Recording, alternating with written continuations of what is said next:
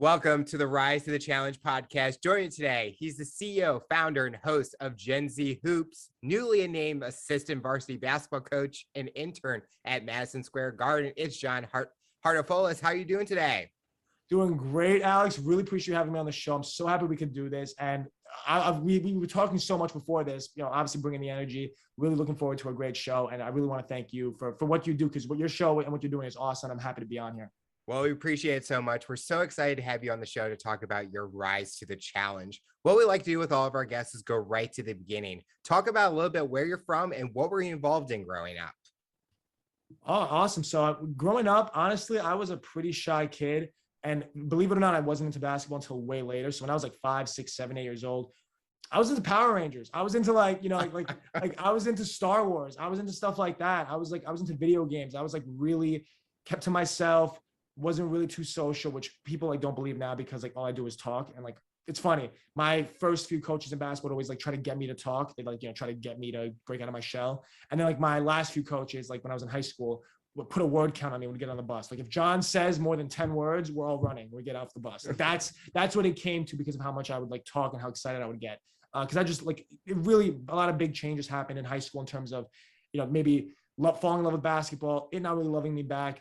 Not making the team until my senior year. And then when I made it, huge surge of confidence that, still to this day still drives me. That's why I have the jerseys on the back of my wall, because not so much that I scored 1,000 points. I only scored 5, but those 5 meant a lot to me because of what it took to do that. And now obviously getting asked to coach after I graduated was huge at 18. Now at 21, being an assistant varsity coach as of 2 days ago, yesterday, actually, it's been like 27 hours since I got the news. So that was awesome.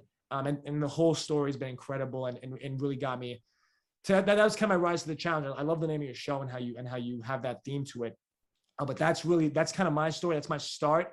And a lot of the changes that got to that were, to me, really impactful. And it's not so much where I went, it's kind of how far I came in that whole journey. So definitely, if people were listening to us talk before, they would never have thought you were shy. Why do you feel that you had that characteristic about you at a young age?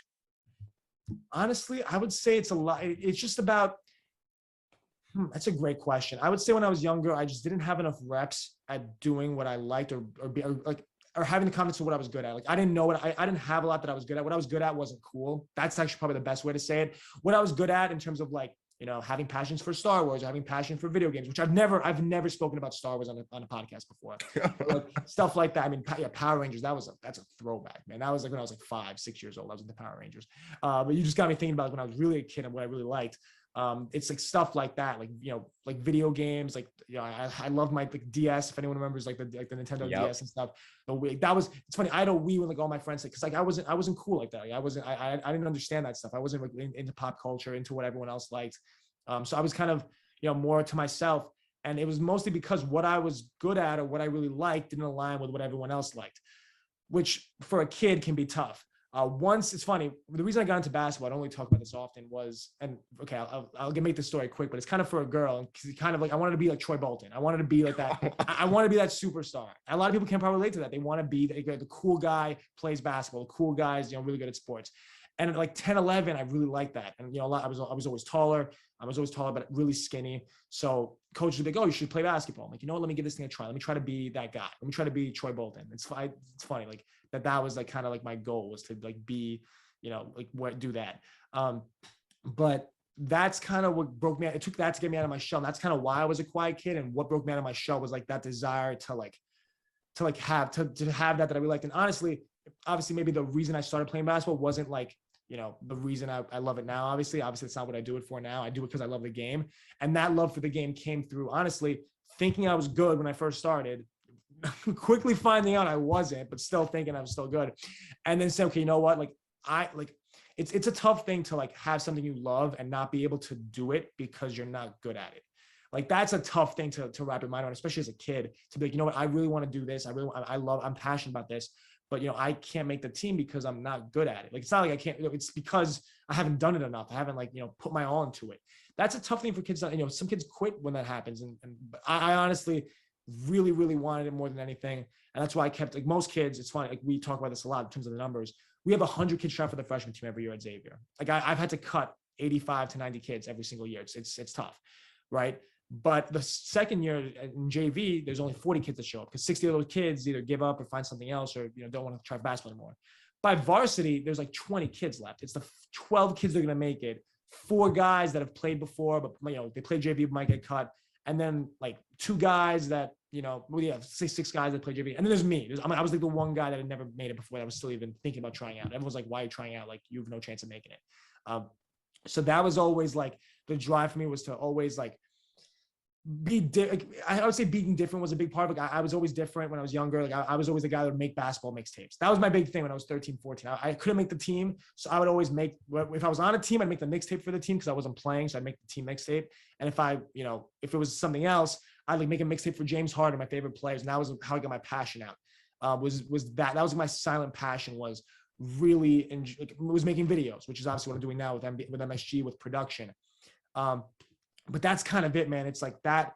I just had this longing for it to feel accepted. That's probably a big part of it too. Like I'm kind of like finding the answer myself as I'm saying this, because that's kind of what it all came down to, was really having this passion for something and finding a way to get it done. And eventually that happened. But to start, it wasn't always too easy. You kind of were a different version of Troy Bolton. You didn't go the musical route. You went through music in a different way, making those mixtapes. I love making that, dude. The funny thing, I talk about that all the time. That's actually something I do talk about a lot. Power Rangers, I don't talk about a lot, but there's nothing wrong with the Power Rangers. I love it. Dino Thunder was my favorite. Dino Thunder was my favorite. I have the figurines and everything. Dude, I've not thought about Power Rangers in forever. You brought all those memories back.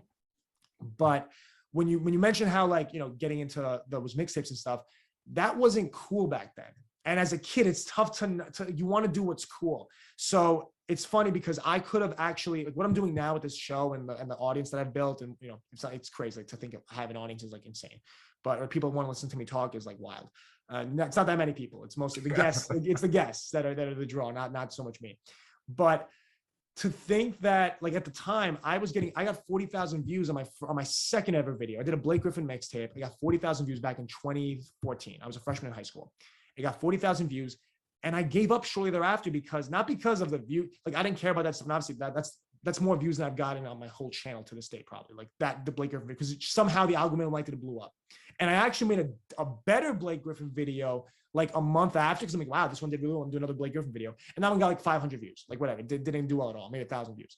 So it's crazy. Like that one struck gold, and I didn't stick with it because you tell your friends, or you tell someone, or you tell, oh, I'm doing this. I make basketball videos. Like, oh, like that's cool. Like, they didn't really care. It didn't excite them because it wasn't cool at the time. And at 14, that bothered me. At 20, when I started Big Fellas Basketball at the time, my first podcast, same reaction. I host a basketball podcast. Oh, cool, man. Nice. Like no one really cared. And it still bothered me at that time, but I stuck. Obviously, I was more mature. I stuck through it. Then all of a sudden, I ended up getting Howard Beck, one of probably the most well-known reporter in basketball, George Mirasan, the tallest player in NBA history, and Tommy Shepard, the general manager of the Washington Wizards, all in the same week. And then everyone's like, oh, this is actually pretty cool, the podcast you're doing. So now it's like the first thing, like everyone knows me for it, and people know me from it, or talk to me about it as if it's cool. It wasn't always, I like to remind people, it wasn't always cool. Like, I appreciate you guys saying this now, but like let's support guys that have just started. Like that's what I love the most, like, is supporting people that have just really started. Because honestly, like, it's easy to like what I'm doing because I've done it and I have the reps and I have the content out there and you can see it. And, oh, you had this guest on since then. Oh, that's so cool. I like to support the guys that are like, and I love the stories of people that are just starting. That's kind of gets me excited, as people that are really just starting, because I gave up just starting 7 years ago when I was 14. I don't want anyone to feel that way, because like there's no regret, but I know that like I could have done something big with that. Like I could have kept that channel going. If I'd kept that going for a year, I'd had 40,000 views in the first like 2 weeks. If I kept that thing going, it would have blown up. I just know it, because that's just how it works. Like the same way this Gen Z is going well, if I'd put that work into that for 3, 4, 5 years, who knows what would have happened. But absolutely no regrets, because that's just life. Is like, you're gonna have those obstacles, and it's all about how you react. And 7 years ago, I didn't react properly. Now I'm reacting, I would hope to think pretty well. So that's what it's all about, is like how you react to things. Is the reaction's more important than what the actual event. And just hoping that I'm making the right decisions now and making up for some lost time. Did you watch basketball before you played basketball? Oh.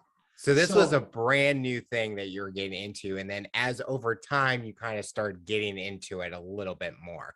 Yeah. So funny story. There was one instance, in history when my mom knew more about basketball than me. I was 13 years old. I just like, I'm going to play basketball. I'm going to do this. Like coach they told me I was tall. They told me I'd make a good basketball player. Let me do it. So like before I even like ever played a basketball, I probably played like once or twice before that. But before I ever like actually decided to play, I watched a game between the Chicago Bulls and the Brooklyn Nets. I should know the exact date of the game. I can easily look it up because it was Nate Robinson against, that was his Bulls team. Like Derrick Rose just got hurt. And the Nets team, like Darren Williams, all those guys before they got Kevin Garnett and stuff.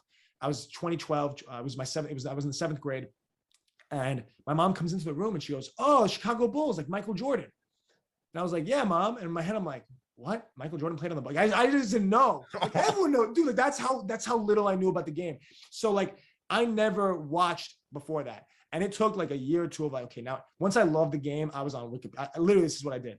Like, and that's why I love like basketball trivia, because like whenever people do that, I always get it right, because when I was like 8th, 9th, 10th grade, I'd like go on. I want to know like who won the championship every year. I want to know like everything, like, and like it's funny, people like, who cares about the championships in the 70s, or like who cares like who won MVP? And it's not about like knowing it like trivia. It's just about like connecting the dots. Like it's just in terms of appreciating the game and loving it. Like I know where things go, and like I can make, that's guy I played with this guy. Same thing with my guests. It's like, oh, well, if you were on this team in 2004, you must know this guy because you guys lost to them in the semi. You know what I mean? Like stuff like that. That's like super trivial. You need Google for. I just kind of know from really loving it when I was in 9th, 10th, 11th grade. And it's funny you asked that, because I never watched basketball before that. I actually didn't really know the rules at all. Like I went through basketball, kind of just picking it up as I went along. I was always really into like player development and like getting better just for myself. So I was always watching videos to how to get better, right? I never really watched like the coaching stuff. And after I became a coach when I was 18, all I do is watch X's and O's stuff, because that's all I want. I want to know I want to know like all the how to give a post-game speech. That's one thing I'm big on. Obviously, talking is a big thing for me, but like actually saying the right things, like having good speeches, like portraying a good idea, like having good lessons, being prepared, having a practice plan. But when I was a senior in high school, I just made the varsity basketball team. I didn't know, and for your basketball listeners might only understand this, but I didn't know how the bonus works. So basically how the bonus works is when a team reaches 7 fouls, the opposing team gets free throws no matter what kind of foul it is when they get fouled, right? I didn't know that. When I would get fouled and we were in the bonus, like, or in any situation, I would do what the ref, if the ref said free throws, I'm shooting free throws. If he said out of bounds, I'd go out of bounds. I had no idea how the bonus worked. That is like the most, like there are 6-year-olds that understand the bonus. I didn't understand the bonus.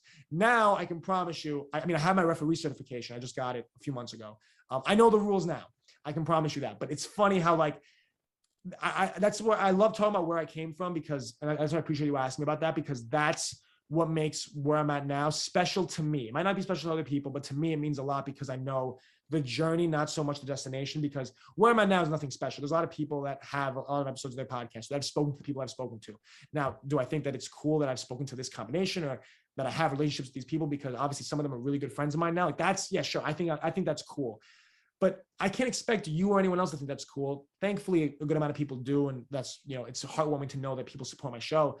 But it's all, I can only look at it from my perspective. And my perspective is, wow, like I came a long way. And that to me is a positive lifting feeling that can make me, like, that's why I'm positive just in general. Like this isn't like my energy to you right now is not fake. Like when I leave this interview right now, I'm gonna go downstairs and my mom's making dinner downstairs and I'm gonna be like the same upbeat. It's kind of it's kind of psychotic. Like, people might be a little scared, but like I'm on 100% like energy all the time, because I'm just happy to be alive, man. Like I wake up every morning, I see these jerseys. I think about the blessed life I get to live, a great family, all these amazing opportunities in basketball and in doing what I love and with people I really care about and like.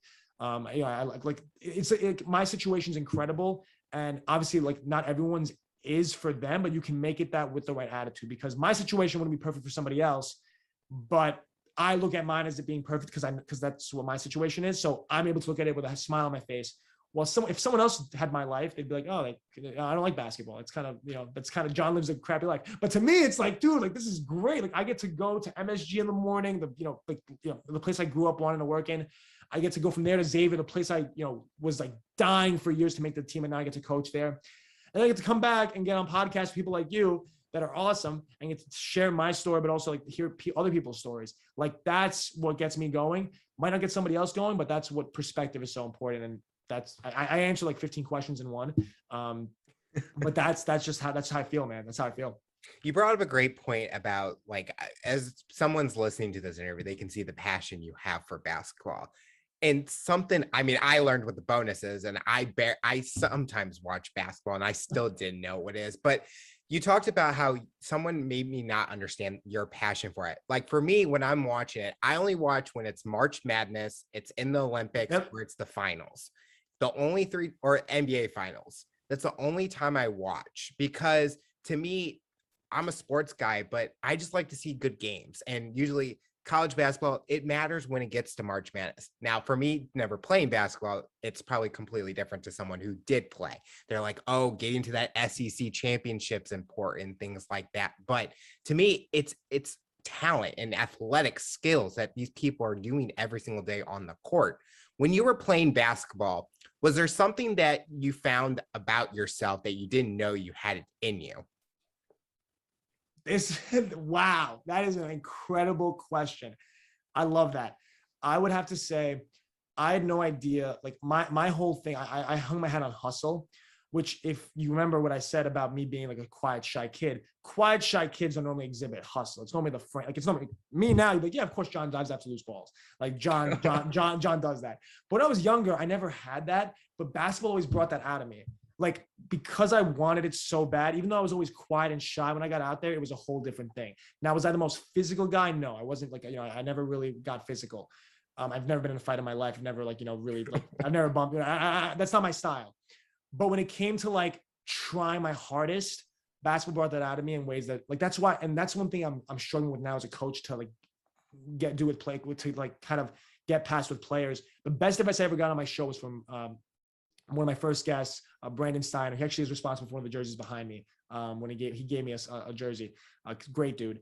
But he's the owner, he's the founder of Steiner Sports, the biggest memorabilia company. And he was episode number 5 for me. He was awesome that he came on.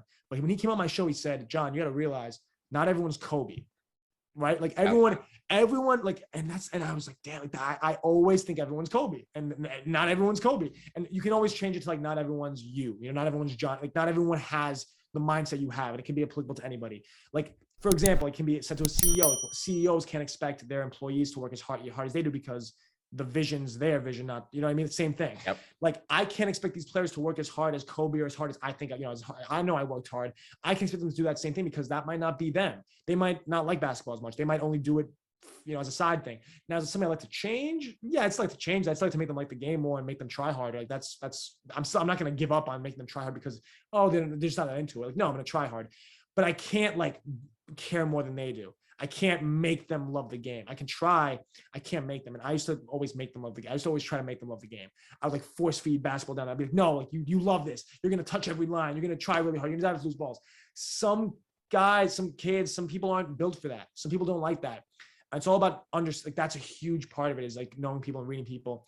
But me, man, you would think it wasn't me, but that was actually me. I mean, one of the pictures, I have it up on the wall next to me. It's actually a really blurry. It's on my Instagram. I don't post a lot on my Instagram, but that's one of the pictures I posted. It's a really blurry picture of me diving for a loose ball in my last. So I didn't play very much my senior year. I got put in our playoff game when we were down by 30. I always say this: my plus minus was, we ended up only losing by 20 points. So I brought, in the last 2 minutes, I brought us back. We got a lot of steals. I was very frenetic. I scored the last 2 points of our season off a missed rebound, off a missed free throw. I caught and left block, put it back in. But before, the play that means the most isn't the scoring points or anything like that, or the fact that we cut the lead down. It's that the moment I went into the game, we're down by 10, we're down by 30. Like, everyone's giving up. Like, the game's over. Like, all the scrubs are in. Me, I'm one of the scrubs. We're all in the game. Like, everyone's packing up. Like, the refs are just trying to go home. The announcers, like, they say my name, but they're really like, John Hartofilis subbing in, whatever. It's like, that happens. And the first play, the ball's going to half court. It gets deflected. It's on the floor. There's 3 guys in the opposing team around the ball. And I come in, my arm's fully outstretched. I grab it. I bring it in. And like, they tie me up. It's jump ball. We get the ball. The crowd went crazy just because, like, the game was dead, because we're down, think about it. We went to 10 to 15 to 20. Now we're down by 30. We're down by 30 for a while. Kind of was, really sloppy game. All the guys. And I was the last guy to go in. I'm a senior. I'm the last guy to go in. But I don't care. Like, that's just what I was about. But I jumped on that loose ball, and like, no one else was getting that ball but me. And the picture my sister has, she wasn't like, okay, I make fun of her. She wasn't the best photographer. Like, she tried, but it's super blurry. Like, literally, like, you can't tell it to me. I'm looking at it right now. Like, it's like my face is like a little dot. Like and like it's blown up, but it's like so blurry. Like there's just so many lines and stuff. To me, that's poetic because it shows like that's like I think it's basketball art to me. Because that's like the frenetic number one, the pace I played at. Like that's kind of, I was always everywhere. But also, I'm just keep on looking at it. It's like you see like this blur, and you see all the three guys above me that are going for it. Like they're on their 2 feet. I'm like on all fours because I'm crawling for it. Like that to me is very poetic. And when you're saying like, what did it bring out of you? It brought that out of me because that's something. And I know this. I'm talking about basketball a lot. But I mean, for your listeners that don't like basketball, I don't care. Like, I hope they didn't click off because not just because I want you to get views and stuff. And obviously, I don't want to be like I want to make sure my message is for everyone, not just for basketball people. But that's what it is like it's not just a basketball thing because that's something I apply to life. Sure, I work in basketball, and basketball is a big part of my life. But that whole energy and that whole hustle and desire to win, that goes towards business, that goes towards school, that goes towards everything. Like, sure, there's priorities, and mine might be basketball, but like that basketball brought that out of me. And I would say you / like, your audience, like people need to find what that is for themselves. What makes you, what gets you going like that? And for me, it was basketball because I always wanted it and I could never have it. Now I have it and I still keep that same, like my whole thing is like, I have to keep just because I made it, or just because I have a nice job in sports, or because of whatever the reason is, I can't just be like, oh, satisfied with, okay, I'm doing that. Let me just chill now. Like now is not the time I chill. Now's the time I go 110. Like, I go even harder. So that's my biggest thing is like not being satisfied with it and going even harder because I know it's like not to have anything and to, really try. Now that I have it, I'm holding on to it for dear life and enjoying every minute of the journey.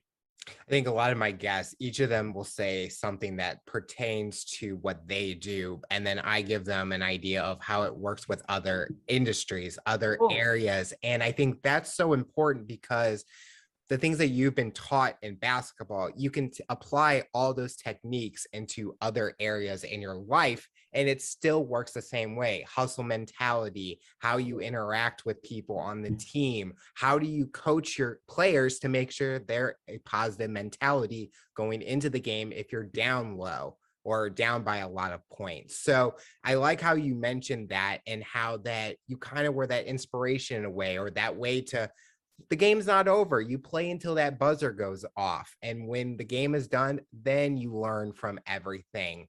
Is there an accomplishment that you've had as a basketball player that still that today it's always going to be remembered? Making the team. That's not just making the team. Yeah. So the list is actually right here behind me. That meant so much to me. You can't even believe, like, and I go back to nothing comes close to making the team. Like nothing. Like, this is the thing. And like, people might be like, oh, and okay, I'm going to give these are some nuggets. These are some gems. These are my personal gems. Like, this is like my best advice that I save for like great moments like this. My sister would tell me that I peaked in high school, which I think is absolute blasphemy because number one, for 3 years, I did not, there was no such thing as a peak. I was like, I definitely not, like I had the worst freshman year. One of the, obviously people have bad situations, but I had a really bad freshman year. I'll just leave it at that. Rocky sophomore and junior year, junior year got a little better. I was on the track team instead of basketball, started, feeling good about myself, whatever. Everyone deals with anxiety or depression or, not feeling too good. But for me, it was pretty bad. I'll just leave it at that. Like, I wasn't at my best place. Making the team my senior year, I'll put it this way. Like, I always think of it as like, I'd go to I wanted it so badly. I'd go to graduation parties and people would be like, oh, you play basketball, because everyone knew me as the guy that liked basketball. My dad would always be like, oh, my son likes the Knicks and he likes basketball, whatever. Oh, so you played Xavier, right? And it's like, no, I don't. They're like, oh, why? Did you get hurt? It's like, no, I got cut last year. That was always so draining. I would see that everywhere I went. And like teachers, I would always do my projects on that because this is what I loved, right? If they said, oh, do a project on something, I'd spin it to make it basketball related because that's what I love. Or they'd always hear me talking about it and they go, oh, John's on the team. And I'm like, nah, not really. Like, everyone assumed it because they saw this, they saw the energy and the passion for it. But it, wasn't really true. Like, I was, I played in the Greek league and I went to Greece on a trip to play basketball my junior because I'd gotten a lot better at that point, but I'd gotten cut 6 months earlier. So I'm leaving school to go on a trip to play basketball and I'd gotten a lot better at the time, but I still wasn't on the team. Like, I knew I'd gotten so much better. I knew I could make it to the next year. I knew I had a chance, but everyone still was like, you didn't make the team. Like, what, you're going to Greece? Like, it was weird. So I just can't, like, and talking about my sister saying I peaked in high school, my advice is that I didn't peak. I've stayed at my peak. It wasn't that was like peak success. That was peak happiness to me. For example, if I were to become an NBA GM, which is not my goal, I have other, that's like, I think it's the goal. Everyone has working supposed. I want to be a general manager. I don't like that saying because not that I wouldn't want to be a GM, but I think that that's like kind of immature to just say GM because it's the highest position. Like I kind of would rather be a director of basketball ops, to be honest with you. Like that's kind of more my style. And still, I haven't, like, sure, most people say that's talking to GMs. I've spoken to a few GMs through, my show or through summer league. Still haven't spoken to, I still don't know what a GM does. Like I haven't lived that life yet. I've never been a GM. I've never been an assistant. I've never been an intern for a GM. Like everyone that's, I laugh and like also try to help guys that are like my age or younger. And they're just like, yeah, I want to be a GM. And it's like, you don't even know what that means. Not that I know what that means, but like, we don't know what that means. Like, we don't know what that means because we haven't done it yet. Like, live that life first and then let's make a decision. So whatever that, I'm just saying GM because it's the pinnacle. Let's say I was the commissioner. Let's say I was the commissioner of the NBA, right? That's probably as high as you can go. I'm trying to think, other than being basketball god, right? That's the high you can go. I would be as happy then as I am right now as a high school varsity coach because like I'm staying at my peak. I'm at peak happiness 24/7. I mean, people don't believe it. They're like, no, man, you must get upset at some points. And yeah, sure. I get stuck in traffic. I'm pissed for like 5 minutes. Yeah, it happens. You know what I mean? I'm not going to sit here and lie and say that I'm literally got a smile on my face the entire day. Of course, things upset me, whatever, like things happen, bad things happen, but I always bounce back. It's like, imagine like I lifeguarded for 5 years. That was like my main job for a long time. Before like my summer job, I always did that. It's like being on a buoy, like, you sink a little bit, you jump right back up. Like that's kind of how, and that it's all about the response. So I don't care about dropping. That's fine. It's if you bounce back up, it doesn't matter that you drop. No one cares. You're on the surface now. You're at that surface level. So that's my best advice ever. And that's the best advice I can ever offer is stay at your peak, find peak happiness for yourself. For me, it was making the team and just stay there. Because and for those that are watching on video, I know people that are listening, you can't really see this. When people say you peaked in high school or whatever, the scary thing is the drop, right? It's this. My camera might be inverted. It's the drop. One arm's going up, the other arm's going down. It's the arm that's going down that everyone's afraid of. Oh man, you threw 5 touchdowns in the state championship game, but now you're I don't know. Should I make fun of a job? Like people make fun of a used car salesman. I feel that's like something people make fun of. Whatever. Like now you're not doing too hot. It's like you were in high school because you were the man in high school. Now you're not. Like it's not about being the man or anything like that. It's like I was really happy. I'm still really happy.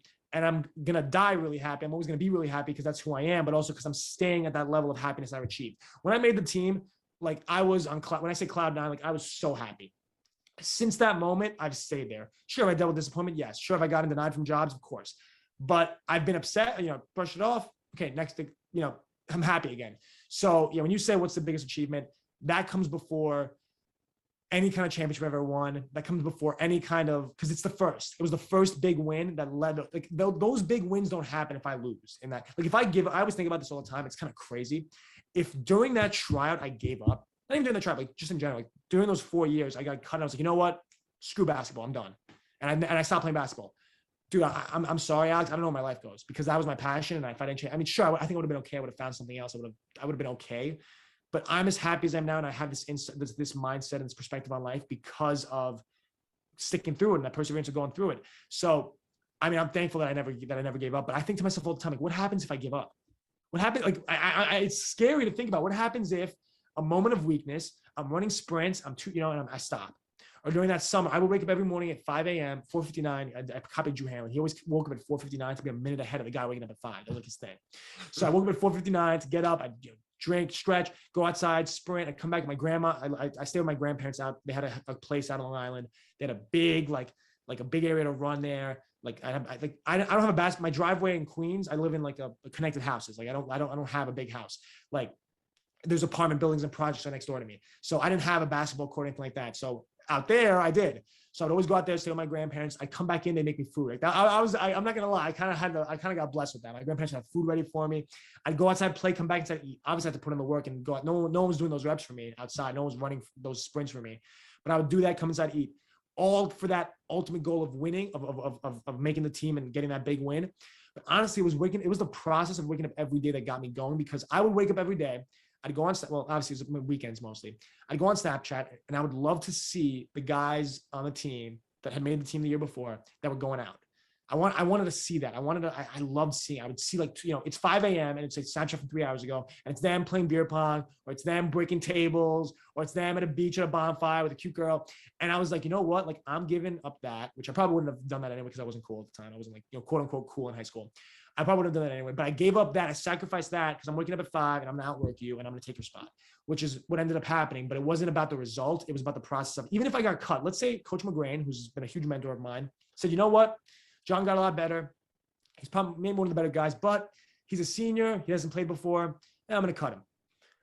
I still, I'm still in the position I am now, because it's not about me making the team and that big win. It's about me. The win isn't me making the team and be on the list. Obviously, that's what I always attribute it to, because that's, I love, like, that's a big part of my life and my story. It's about the fact that I put my all in and I knew the risk of like not making it. I did it anyway and I persevered, because let's say I get cut. It's not about, I didn't tell you, imagine if I got cut. Oh my God, imagine if I got cut from the team, what would have happened to me? I would have been fine, because the groundwork was there, the mindset was there. Sure, would I have ended up coming back and coaching? Probably not. Well, am I blessed to have made the team and to have the opportunities I have now to coach and do all that stuff? Yes, that's a big part of my life and who I am. But at the end of the day, it's up here. That's the difference. Like that's what the basketball gave me. Like I think we spoke about hustle before. It's a bulletproof mindset. And not that I have, I'm not going to say that I have one of that, I like to think that I do. But that's maybe what it gave me the most is I feel like I can tackle anything, because if I can make the team, I can make anything. That's my mindset. Like, this isn't too hard. You want me to present in front of all these people? You want me to make a show? You want me to talk to this person? That's cake. I made the basketball team, man. That's how I feel, honestly. And other people probably go like, man, what's the big deal? You made a high school team. Like, I was all city. It's not about the results. It's not about how many points I scored. It's not about that. It's about the process, because the process to me means the whole world. that process, I can close my eyes and flash back to running those sprints, and I know what it was like, and I know what it was like coming off the train after getting cut. I know what it was like in the leaving the gym. It was pouring, and I just got cut from the team, or whatever kind of rejection I'd felt. I can't expect you to feel that or anyone else to feel that, but I know what that felt like. And to me, it sucked. To me, it was really bad. So it's all about that process for me. And that took a long time for me to answer that question, because it's funny. I answered the question in the first 5 seconds, and I kept on going. It was a yes or no. It was really like a really easy question. Like, what was that big win? That was an easy question, because that list, man, it was the first big win. You got to find your big win. That's my advice to everyone. Find your big win. If it might be in the past, find that big win. Because for me, like, you might look at basketball, right? Like I'm saying, someone else, let's say I didn't have this mindset. I'd be like, okay, I made the team, big whoop, right? Oh, I coached freshman basketball, big deal. Because I used to coach the freshman team. I took pride in that, man. Like, I coached the freshman basketball team at Xavier High School. To someone else, that's like, oh, big deal. He coached the freshman team. To me, with a different mindset, it's, oh, I only coach the freshman team. I just coach this. I'm only this age. To me, I don't care about age. Like, for me, that's why my show's called Gen Z Hoops. I don't give a crap how old you are. If you're good at what you do, you're good at what you do. Like, anyone at any age can do anything. That's like without a doubt. So all those things considered, that is my entire heart being poured out, mindset on staying at your peak, finding peak happiness. And if I can help one person find that, I mean, please, I can invite anyone listening to the show to reach out to me. I'd love to talk about this more, because I love helping people with that, because I've helped a few people close to me find that in themselves, not perfectly, but I'm trying to. But yeah, that's I'm sorry. Yeah, I don't know what to say. That's how I feel. That's from the heart, man. It's from the heart. Thinking about your journey, your identity has been around basketball, and that's been kind of the focal point that you've been talking about. If you didn't have basketball in your life anymore, what direction would you have gone? How is your college going to change? How is your passions going to change? Think about that, and how would have that led if you didn't have basketball in your life? Because some people, and I've talked to athletes where injuries have taken over their life and they kind of fall away from something. Luckily, you didn't have that. But what happens if you kind of felt one day, I don't want to do this anymore? How would that have changed your path? I love this question. Because I always ask on my podcast at the end of, not every episode, a couple of times, I'll say, we know what COVID, it was like losing basketball with COVID. We saw that for 3 months. We couldn't play basketball. Yeah. We couldn't watch basketball. We know what that's like. God forbid, because I don't want to live in this world, but God forbid that happens again and we lose basketball for the, you know, basketball's illegal. No more basketball in the United States, whatever. You can't play basketball anymore. What would you do? And I get some pretty good guidance from my guests. One guest told me he'd be a pastor. I was like, that's pretty cool. He was like, and I kind of baited him to that because I told him, like, oh, you were the president of the Bible study group in high school. I saw that. Like, you know, would you? And he's like, yeah, I would. Actually, I would be a good pastor. So like, I've had some cool responses like that. For me, honestly, I love tech. And I think I mentioned this before with video games. Like I love tech. I never got super into programming and stuff just because something I should get into because for basketball, it's like, you know, for a lot of the jobs some of the jobs I want in sports, that's kind of a prerequisite, but not all of them, you know, some of them, but I'd go all in on that. I love Marquez Brownlee, went to my former school, Stevens Institute of Technology. He's MKBHD. He's the biggest. He's also the best. I don't think it's my opinion. That's just fact. YouTube review person on the planet. Like he's just incredible.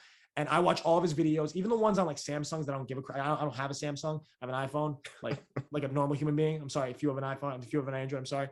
And I don't mean to offend the Android users. I have some great friends that are Android users, but come on, when the text comes through greenish, it's not the same. Everyone knows that. Anyways, but going back to tech stuff, because that's something I'm really passionate about.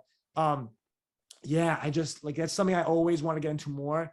And basketball, I mean, I've intertwined the two because one thing I'm super passionate about, and I always, it's a huge pride point for me, is my second year coaching. It was the first time ever we had a single freshman game recorded, let alone the whole season. I did the whole season, every single game from that season, my sophomore year coaching, of the freshman team, the entire freshman season's on YouTube. The entire one. I made a mixtape for them. The parents loved it. Like that's my passions intertwining of tech and basketball. Now, to me, it was a big deal because I've never like varsity gets the film, they get film review, they get all that stuff. Freshmen was just like, oh, okay, freshmen are playing, whatever. No one cares about freshmen. I was like, nah, this is my team. It's not just freshmen. It's my team. I'm going all in. I'm bringing my iPad everywhere. I'm having a manager. They're going to record the whole game. They're going to go back and forth. I did lineup data. I did all this stuff because I put all this work in and this passion. Everyone kind of thinks analytics are my thing. And they like, I like analytics. Like I like to understand them. I'm not an analytics freak, whether it's basketball or just in general. If there was no basketball, I'd become an analytics freak. I think I'd become like a nerd with that. Even though I was never, you know, the best at school or the best at math and stuff like that, I would have adjusted myself to become, because I like being, counted upon or being smart and stuff like that. It's funny. I make this joke all the time. People just assume I'm smart. I didn't get the best grades in high school. Everyone kind of assumes. It's funny. Like my head varsity coach the other day, he's like, "Oh, we got to help this kid with this class. You know, I might need you to tutor him. Like, John, you know, you can handle. You know, you were a genius in high school in math." I'm like, no, I was kind of a B student. I didn't say this. I'm like, I was kind of a B student. I don't know about that. Like my head varsity coach, I love Coach McGrain. If he's listening, I really appreciate it. He listens to a lot of the shows I do, but he kind of just assumes I was going to be running for valedictorian, and I just wasn't. Like he just assumes I was like a top 5 guy at Xavier, and I was like, that's just not even true. So it's funny. Like, the fact that I can give off that impression of being smart, I think is almost more valuable than actually being smart. The fact that like I can pursue these passions. And it's not like, you know, being sneaky or anything. It's just like, I am so passionate about things that you just assume that I know everything there is to know about it. Like, that's pretty cool to me. And I kind of like, that's, yeah, it would be tech stuff. It'd be anything tech related. I'm just fascinated by tech, anything like my workflow. Like I'm just an organizational freak. Yeah. I mean, if you look at my room, like this looks very messy, but my floors are spotless. Like my shelves are clear. Like, the jerseys are a little wild. I'm not gonna lie. I use every ounce of wall space, but like the rest of my room is like everything's in the same place. Like the clothes, t-shirts go in the same spot every time. Like I have a closet full of socks for all my guests. I gotta get you a pair of socks, by the way, with your face on them. I do it for all my guests.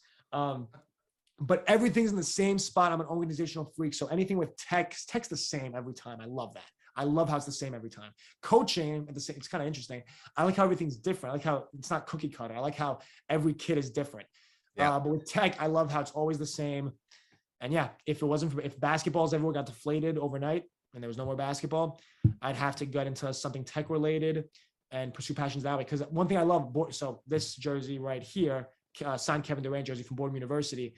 What I loved about that company is they brought tech in with, like, it's like new social media, all this cool stuff, everything new, Gen Z, that's kind of what I'm about, in with basketball. Awesome. Like that to me is incredible. MSG, you know, one of the best companies in the world, you know, the most famous arena. The tech that I mean, sure, they gave me a really bad laptop. I'm using my Mac. Like I tell you, they gave me this like old, like 2010 Windows. It opened up, like you hear the dun, you hear like the big loud noise. It's like, oh my God. Like the keys are like super thick. The laptop's like, oh my God, it's like an encyclopedia. Now that laptop's under my dresser until I have to give it back in April. I'm not using that thing. I'm using my laptop. But outside of that, they're on the cutting edge of everything. I went to Stevens Institute of Technology because, and it's funny you mentioned like people getting injured or cut. Like I got cut for my college basketball team. I went to Stevens, and you said like, how does that change your decisions in life? I went there for the sole purpose of playing basketball. I had never played. I never like I started one game in high school because it was senior night. Like I didn't play high school basketball, like, you know, in terms of like for a college scout to see me. I didn't play at a serious, you know, at a serious level or for a serious amount of time. And I didn't play AAU.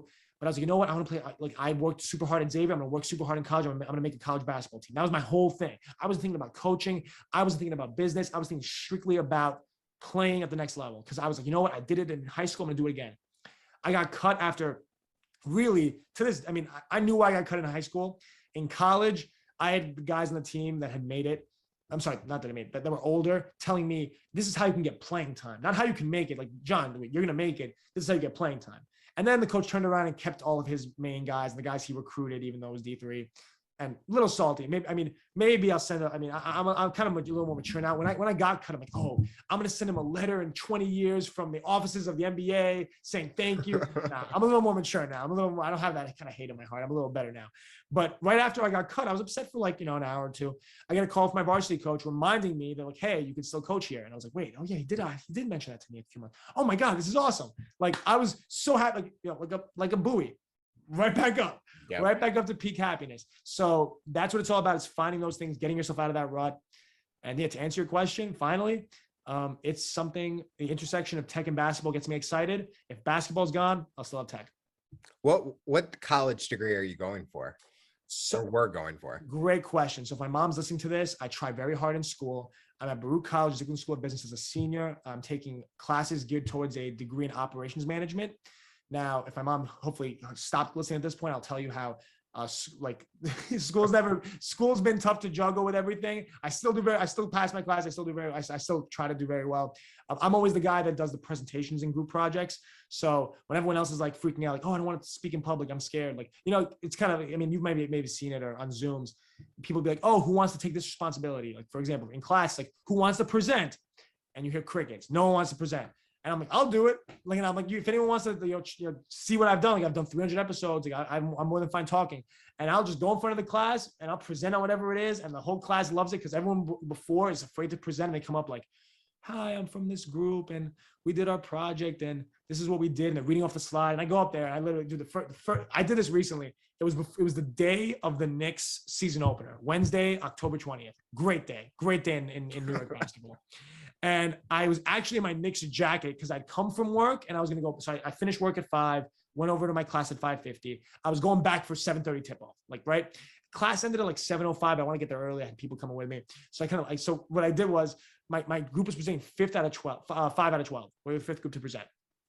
4 groups go up, everyone quiet, up to the mic, not making eye contact with the group. I go up there.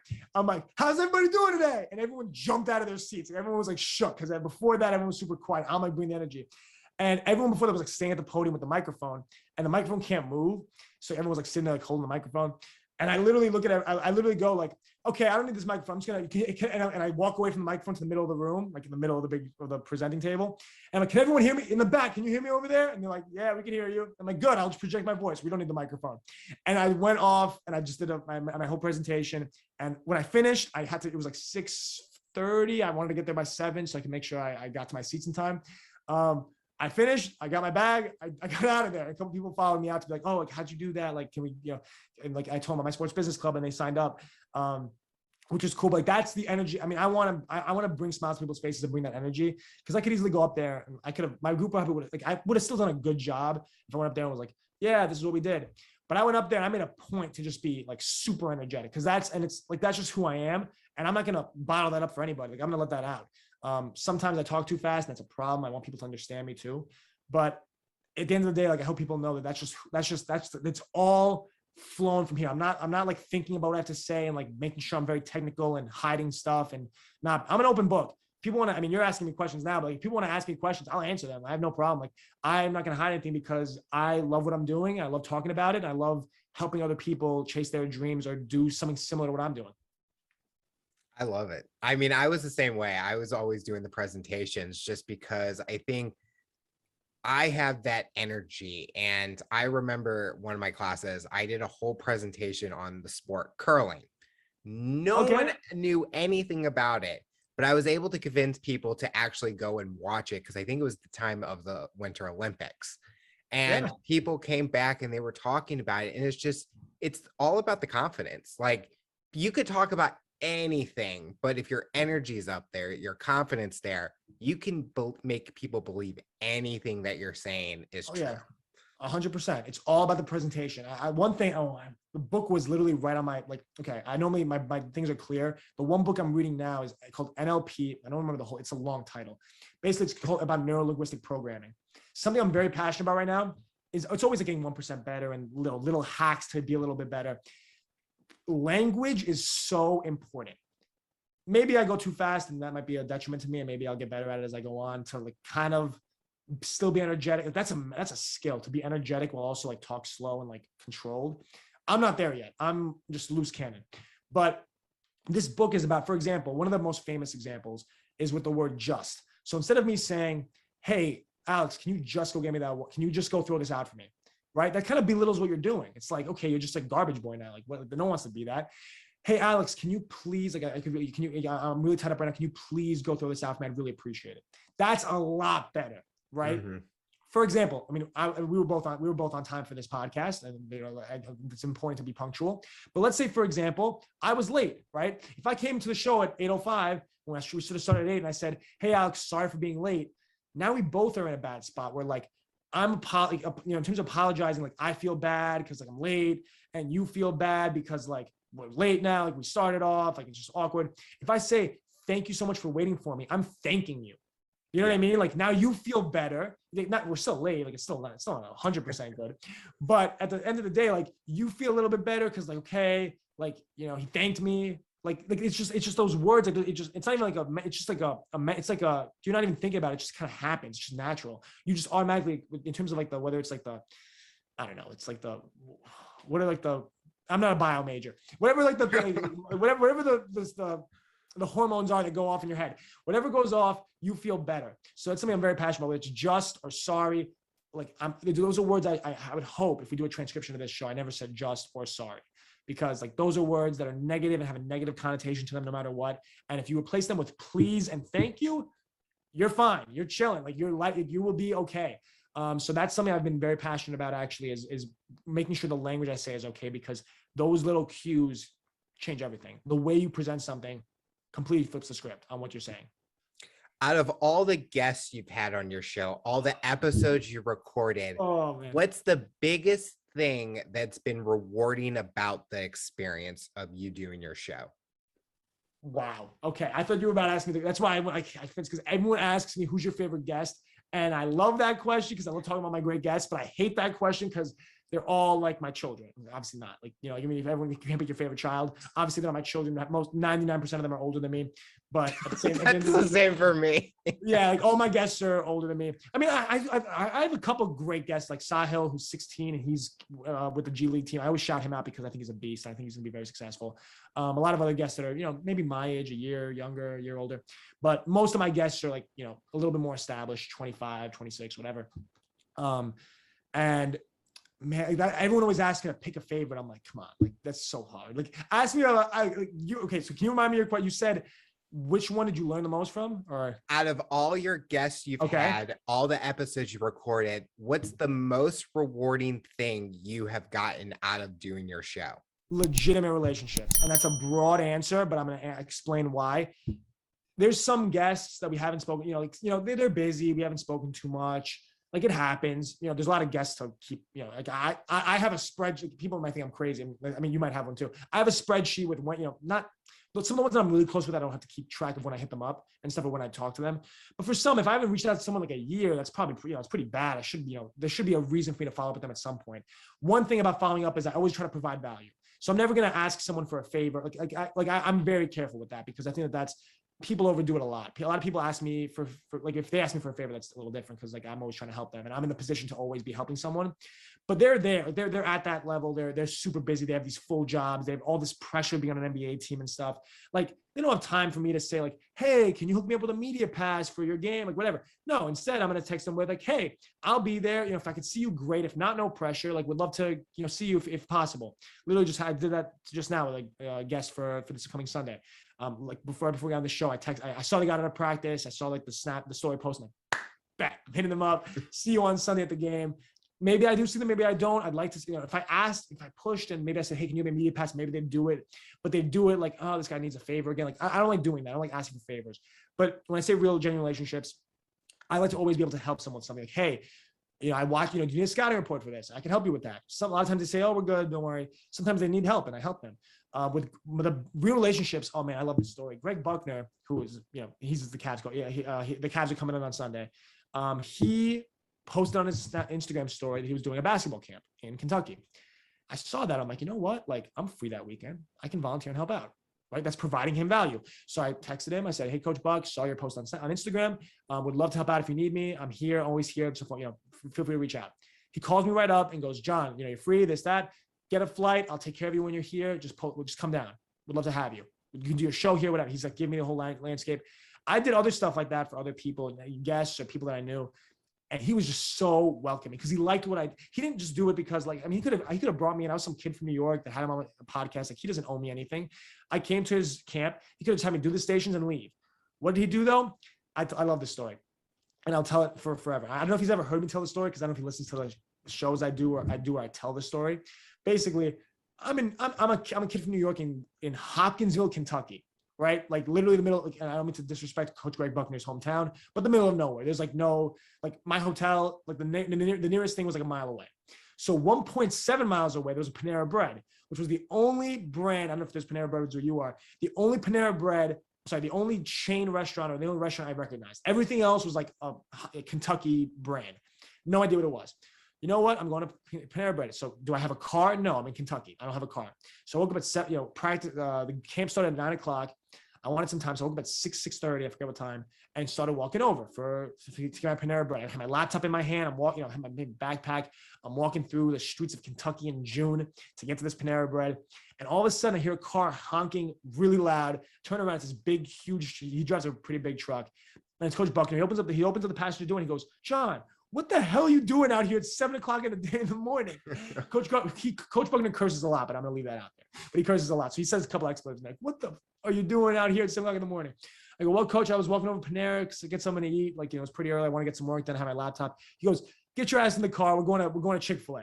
Because he was going to Chick-fil-A. He was going to Chick-fil-A to get like 100 boxes of Chick-fil-A for the camp, right? Whatever. He's going to pick up for the camp. He could have easily driven by me. This is the second day of camp. I just met him. He doesn't owe me anything. He could just be like, what the hell is this kid? Like as he's driving, right? And for those that are listening, I'm looking back. Like, what the hell is this kid doing on the side of the road, man? This kid's crazy. Like he could have easily, and I would never have known. I didn't know what I wouldn't have known. I would have just been walking. I would have done my lunch. Same thing. I would have still worked hard that day at camp, whatever. But he stopped, led me into his car, took me, got me food, and asked me, you know, what are you trying to do? Like, and it's a real, number one, a good person, but a genuine relationship, because that's, you know, he didn't just like me because of what I could do for him or what I could do for the camp. He liked me because of, you know, my personality, and he likes, you know, that the working about, he likes my vibe. And that's the biggest thing, is like relationships like that. So there are people I met at Summer League, some guests that maybe gave me the cold shoulder. Maybe they didn't want to talk to me too much. Maybe I'm weird. Maybe I'm weird. I'm not going to say I'm not. I'm kind of weird. I'm a weird dude. I'm very, like, you know, like I'm not afraid to be myself. And, you know, some people that might be weird to people, because normal is, you know, fitting in. And I don't fit in very well because I don't want to fit in, because I want to be myself. Some people don't have that and don't want to be that. So they, you know, fit in, and they might be, you know, might hide a little bit. I'm myself. I'm not holding any punches. I'm who I am. So if that's weird and it makes 2 or 3 guests not like me, and they're like, okay, this kid, John, is a freak, man. This guy that had me on his show, man, this guy's a weirdo. Okay. That's their prerogative. Okay. That's fine. I don't really care. I wasn't going to be friends with them anyway, because if I had to lie or be someone different to make them like me, wouldn't have worked out. Wasn't going to work out anyway. People like Greg Buckner, who like me for who I am, those are the people I like to align myself with. Nick Lages is another one of those people. Albert Hall is someone, he's the co-founder of NBA Summer League. He literally, I'll show this to the camera. You're going to get a pair of this too. I make socks. My friend does. My friend Brendan Agronoff owns a company called Hoop Swag. He makes customized socks with people's faces on them. So this is my animated face on a pair of Gen Z Hoop socks. I got to get you a pair. Even when I see you in person, I'll ship them to you. But I do them for all my guests. I can even hook you up with Brendan. He can do your show stuff. But it's the best networking tool ever, because you give someone a pair of socks, they'll never forget you. They'll never forget you. So there's a couple, like Tommy Shepard, an NBA GM. He might, I would hope he didn't throw them out. But worst case scenario, let's say he never wears them.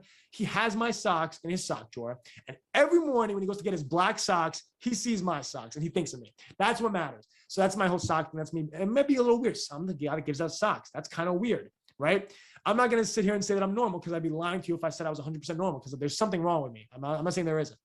But at the end of the day, that's from here, man. It's all from the heart. So Greg Buckner recognized that. Nick Lagis recognized that. Albert Hall recognized that. And Greg Buckner gave me an opportunity to coach at his basketball camp. Nick Lagis has been a huge mentor to me. He literally has he's doing exactly what I want to do. So he responds to me like super fast and gives me all this great advice and has been so helpful. And then Albert Hall, he got me a no trade clause to help them with their podcast, because they were doing a podcast. They did 9 episodes in a year. And they're like, you know what? We need someone that can make content. And I was like, hey, like I've done one every day for I do 7 in a week, like let alone 7 in a year. It's like, I'll help you guys. He recognized that. He got me on board, and now I'm helping them with that. And he's coming to New York in a few days. It's funny, when I hear this episode, when it goes out, it'll be like months ago. So who knows where this relationship will go by then. But right now it's 3 days from now. And he's coming to New York City, and I'm helping him do a production shoot. I met him literally through 2.5 months ago at Summer League for the first time. And now when he's coming to New York, he's like, you know what? I'm going to call John, because John's in New York. He's good with tech stuff. He can help me produce the show. Like, that's number one. That's obviously me being able to provide value, which is important. But number two, like if he didn't like me as a person, if he thought I was, whether it's weird, or like whether he thought I was like a bad dude / like full of myself, or, I wasn't easy to get along with, or people didn't like me because I was kind of standoffish, he wouldn't reach out to me. He'd get someone else that maybe, he had to, whatever, for whatever reason, he had to find someone else or pay someone else or whatever. He reached out to me because of the way I carry myself, and that's never going to change. So real relationships like that. I know I mentioned Greg Buckner, Nick Lagis, Albert Hall. There's so many others that I've been able. You can just say like, what has come out of it? It's a real relationship that I've developed that with. Rick Mahorn, I went to his camp as a high school senior. He's an NBA legend. He's played for 18 years, a really long time. Funniest guy, I always tell people, and when people say, oh, who's your best friend? Who's the one person you want to be stuck waiting for at the airport with?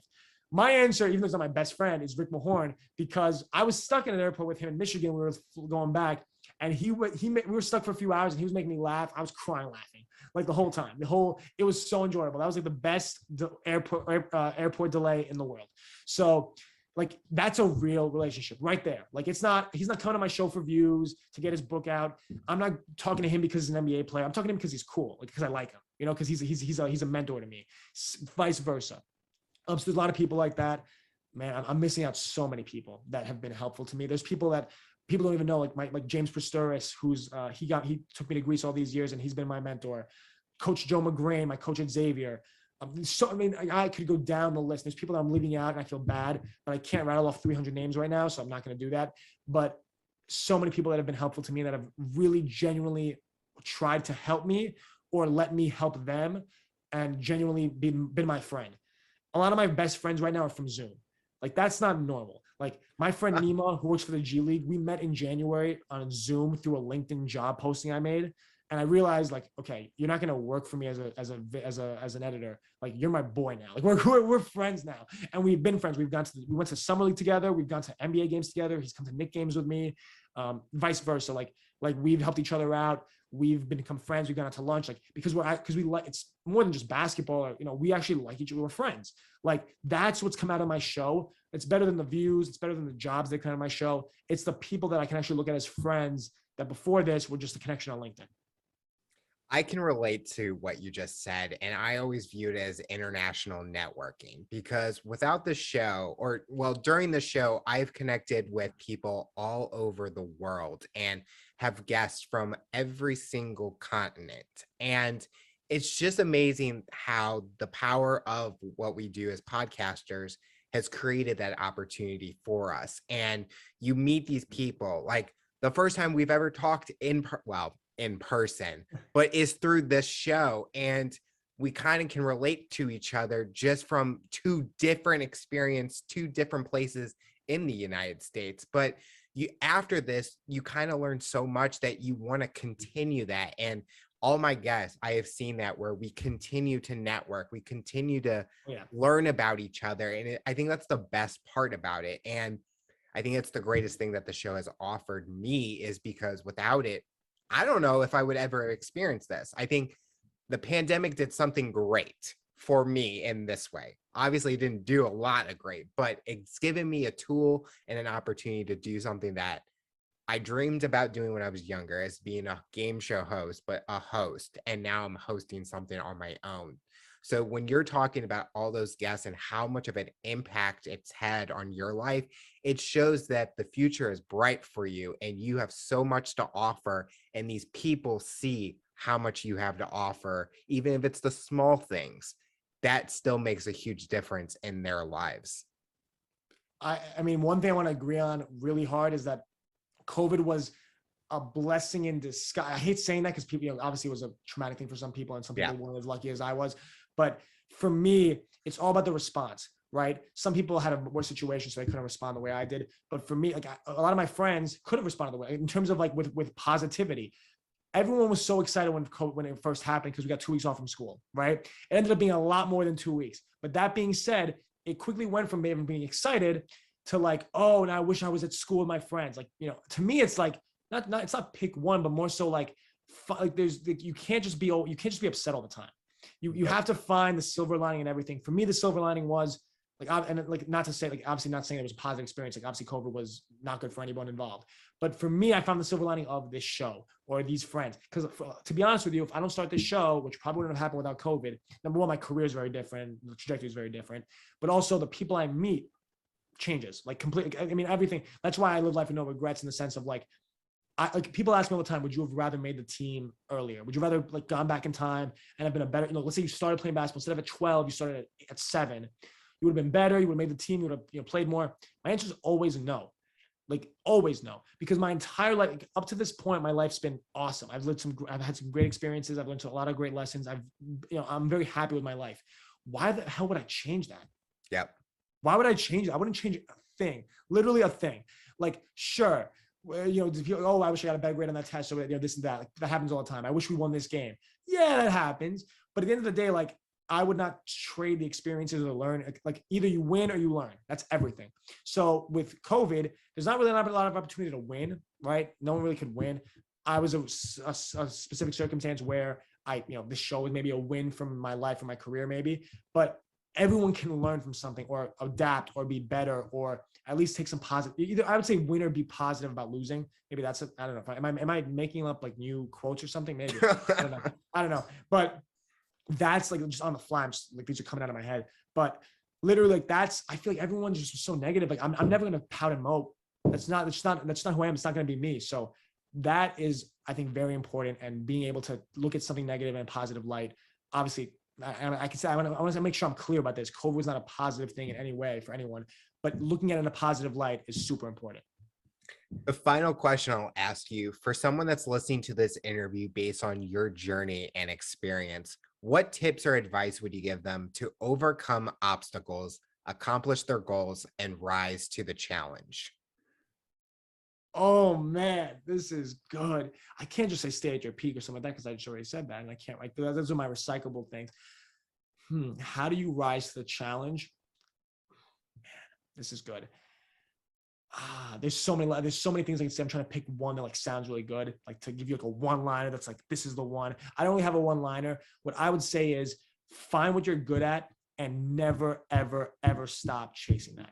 For me, what I was good at wasn't basketball. It was loving basketball, right? I was never good. I'm not good at anything. I'm not like great at any one thing. I'm not the best in the world at anything. Very few people are the best in the world at something. Like, do I think I'm pretty good at video editing? Yeah, I had a lot of, I think I can do some pretty good stuff with videos. Do I think I'm pretty good at basketball? Like, yeah, I was able to dunk, and by the time I was a senior, I have some good, highlights. Like, sure, I was good at basketball in my head, a little bit. Am I a good coach? I'd like to think maybe I'm a good communicator with kids. Like the kids respect me and they like me and they like my vibe, and I can connect with them in a way that other people can't. So sure, I'm good at some things. I'm not great. I'm not the best at anything. What I think and I would say what I would challenge people, find what you're world class at. What I'm world class at, what I think I'm the best at, or like, I can't get better at it, is loving basketball. I cannot get better at that. If someone can say, John, you can better, challenge me to get better. I don't know if I can. Like, I love this thing with every ounce of my being. Like, can I get better as a coach? Yes. Basketball, yes. Production, yes. With my show, can my show get better? Of course. But all these skills can get better.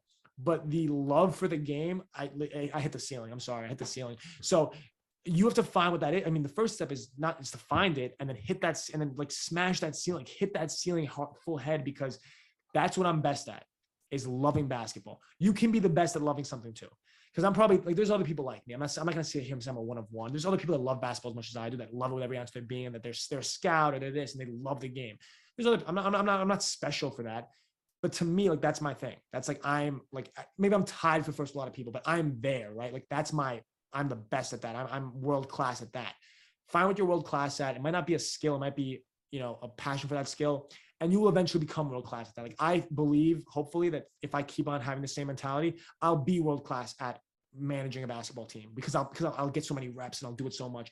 Or maybe if I want to become a broadcaster because I actually like this stuff and I learn how to slow down finally and, find my voice, then maybe that's what I do. And I become a world-class broadcaster. Am I a world-class broadcaster now? Hell no. Am I world-class at anything right now at this stage of 21?